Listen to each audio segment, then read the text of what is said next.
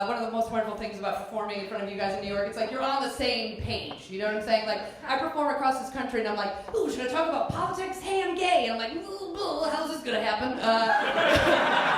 It's so fun to be like in major cities. I was doing so many shows around election night, and I realized I was like shaking on election day because I'd been drinking since January, and my nerves were just shocked because I was like, this could potentially be one of the worst nights of my life, you know? And then it was like, the greatest night of all time.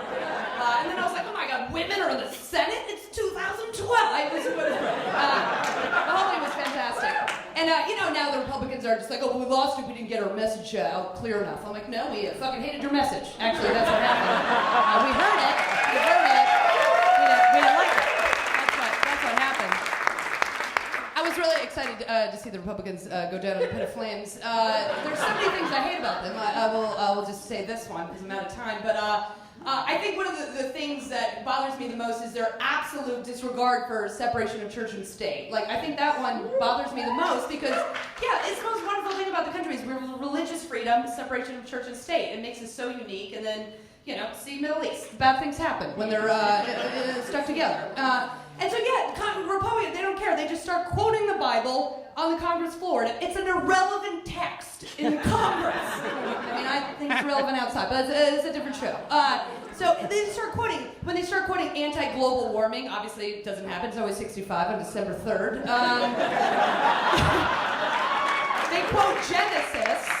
And then anti-gay marriage, they quote Leviticus. And I'm like, oh my God, it just makes me so insane. It makes me want to run for Congress so I can go on the congressional floor and quote other irrelevant texts when I'm arguing my point. I think that would be like such a good time. I would get on the Congress floor and just be like, thank you, my fellow, congressional people. Distinguished guests, I'd like to argue in favor of marriage equality, and in defense of this legislation, I'd like to quote from Book 5, Harry Potter, Order of the Phoenix.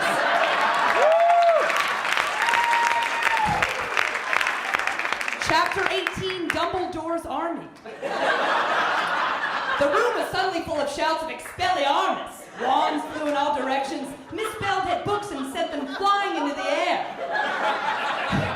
Harry was too quick for Neville, whose wand went spinning out of his hand, hit the ceiling in a shower of sparks.